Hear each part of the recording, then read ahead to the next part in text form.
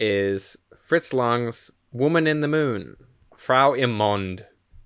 This movie reminded me of two things, and I feel like it's like place in history almost is really interesting because it reminded me a Hmm. lot of the Méliès movie Trip to the Moon. For sure. Because it has a very similar, just like basic plot structure. It's about people who go to the moon. Yeah. But it is wild to me how much closer this movie gets the depiction of going to the moon to the actual moon landing. Sure. Yeah. And I think a lot of that has to do with the fact that, like, the scientific advisor on this movie helped, like, is directly or very slightly indirectly responsible for, like, achieving the actual moon landing. He's one of those Nazi scientists that I Yeah, don't know if was he actually involved in NASA. I know he was involved in the V2 project, but right. He was uh, involved in NASA. I'm not sure if he was involved in the actual, like, Saturn rocket program that ended up actually taking people to the moon. mhm. But Werner von Braun was, and he was a student of the guy who worked on this movie. Yeah, Um, and yeah, he. Hermann Oberth I don't was know the if this guy scientific was advisor. was specifically a Nazi at the time, although No, the he Nazis was. were. Oh, he I was. don't know if he was when this movie was made, but he certainly Yeah. was later. Oh yeah. Right.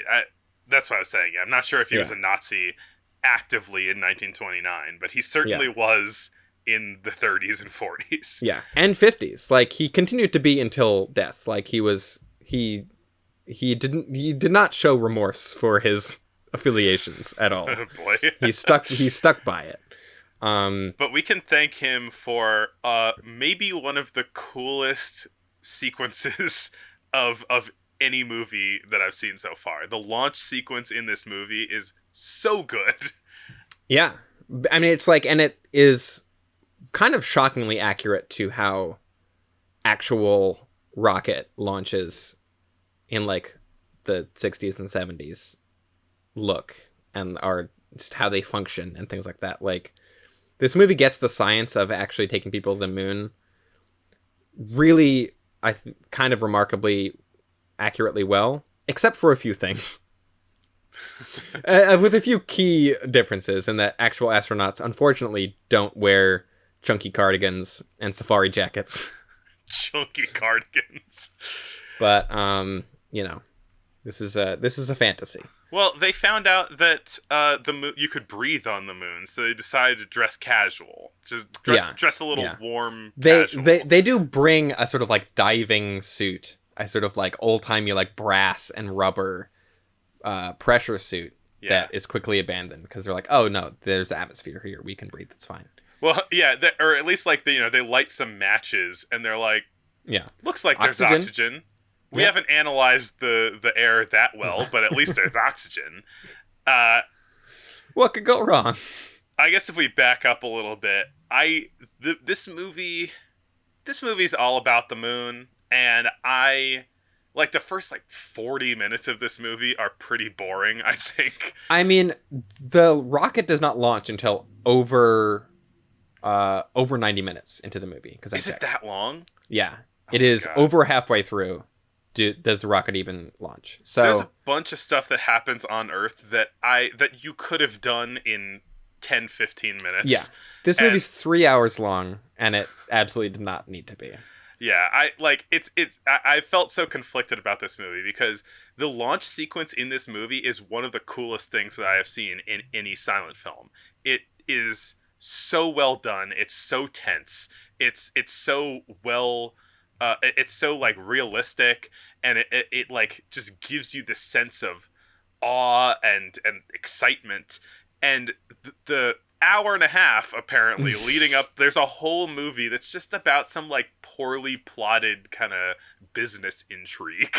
Yeah, yeah. Yeah, this movie feels like it has a lot, especially the first half feels very reminiscent of some stuff from Spies, which Yeah. was the last Fritz Lang movie. Also, this movie's also written by Thea von Harbo. There's a lot of the same cast as Spies. Hmm. Um, Including Willie uh, Fritz. yeah, or Wally Fritz, Fritsch. Not sure how to say it properly. A thing that I will never say in the show ever again. But there's sort of our lead character, Wolf Helios, which is a crazy name. Wait, that's a Méliès ass name. Yeah, it really is. As the movie opens with a quote that says, "Never does not exist in the human mind, only not yet," which is, kind of a good quote to start things off with. Mm-hmm. And so Helios is friends with George Manfelt, who is a sort of disgraced astronomy professor, who was disgraced because he had a theory that there was gold on the moon. Yeah. And the sort of, council of old scientist dudes, threw him out, and now he's this, like, disgraced... They laugh him out of the room, as councils of old scientists are wont to do. Yeah, and so now he's, like, throwing people down the stairs out of his apartment, calling them, "You skunk!" And, but so Helios and Professor Manfield have a sort of, like, Marty McFly, Doc Brown relationship, almost. That makes sense, yeah, I can see that. And they're sort of, like, Helios is, I guess, an industrialist, and he's kind of making plans to build a rocket to go to the moon, but there's this secretive...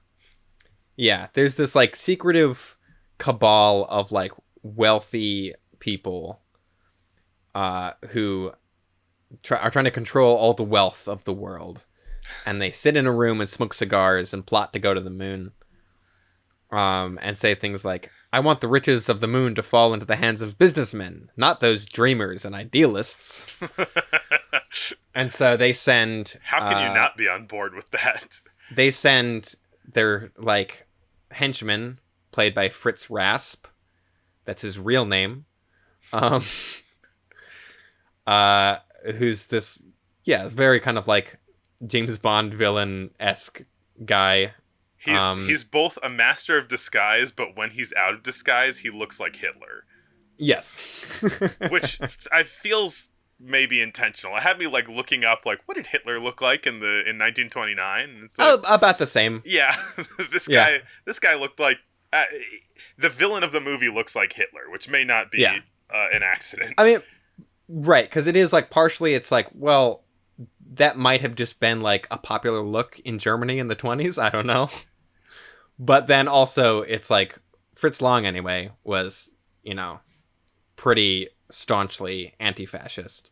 So he might have been already sort of, like, putting in some kind of, like, trying to kind of subvert the, like, iconography of that group already. Mm-hmm. As far as I know, the Nazis were more of a kind of, like, paramilitary gang almost in the late 20s. They weren't really a sort of, like, super political group so much as they were, like, a political party that was fond of, like, causing violence and attacking people and breaking buildings and such. Mm-hmm. And yeah, I don't know how pointed that is, but that's it. It is, like, certainly to contemporary eyes, it's like, well, I wonder who the villain of this movie is. But this group of this cabal, they've heard about the potential gold on the moon, and they want to get in on they want to slice that pie. Yeah. Slice of that moon gold. They want some of that cheese.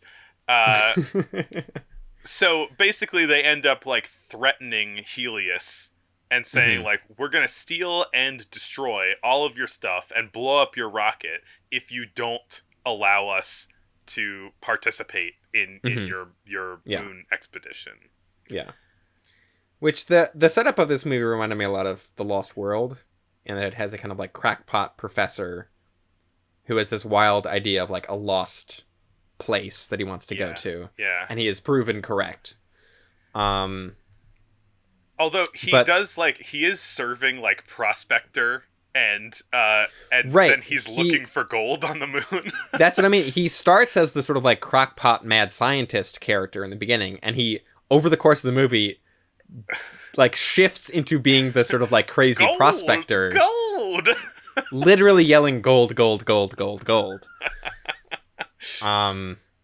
Yeah, so it's like these two archetypes smashed together. Which is fun. Yeah. I think that, like, this kind of stuff that's building up, like, the justification and kind of, like, stakes of the moon mission, Mm-hmm. you know, as we were saying, I think a lot of it is overlong and kind of pointless and not super well done. Yeah. I think that, like, what it is doing that's interesting is talking about, like, the kind of financial incentives going on with, like, exploration and how, you know, how money can corrupt, you know, pure scientific, you know, exploration and discovery. Mm-hmm. Though they are going to the moon to get rich. It's just that some rich people who have a lot of power and willingness to murder are already, you know, involved. I guess if you're rich already, you're bad. If you want to get rich, that's neutral. Sure. Yeah, there's like you said, there's a lot of intrigue in the first half of this thing that is not ultimately. It's like we just want to see people go to the moon, you know, and it's like this could have been set up, and it could have been just as sort of like you could have gotten the audience just as invested in half the time, I think. But so we finally get to sort of like the planning and the you know, the launch scene, which is pretty long. Like it's a pretty involved scene in terms, like there's the rocket is on this like giant like conveyor belt that has to take it from a hangar outside, which is a thing that is like fairly accurate to actual rockets. And they've got like this kind of this platform that is stabilizing the rocket up until the moment that it launches, and then it kind of like drops the rocket into some water to keep it upright, because it's too light to stand upright on its own. Which also, you know, the kind of like launch platforms is another thing that happens with real space rockets. They say it takes 36 hours to get to the moon, which I think is pretty generous in terms of how fast the rocket would have to be to actually get to the moon. I didn't look it up how long it takes to actually get to the moon, but it's more than that. I know that like much. 3 days or so, right? Yeah. This movie also is apparently the first known or documented instance of a countdown to a launch of a space rocket. Some say that it might have even been influential in the way that, you know, shuttle launches have gone, just in terms of like you count down from 10, you know. Yeah. And then you say blast off. Yeah. Another thing that I think I was surprised to see in this movie is it shows G-forces and people like getting pushed down as the rocket launches. Yeah, one of the great like tension building elements in this launch sequence is how there are two gauges that they call your attention to, which one gauge is how fast they need to go to break Earth's gravity and get on the right, like the right course toward the moon, and they need to watch that gauge build up to a certain speed, and then cut it so that they can coast the rest of the way. And then they have another gauge, which is how much G-forces they are experiencing up until this line where they die. Which and so watching the interplay between those two gauges, it like adds so much tension to the scene. It's great. Yeah, there's a lot of like, it's like if they can't slow down, they'll like shoot off into space and die. They explain that there was a previous like expedition that tried to go to the moon, but they were lost, and like just, you know, no one ever knows what happened to them.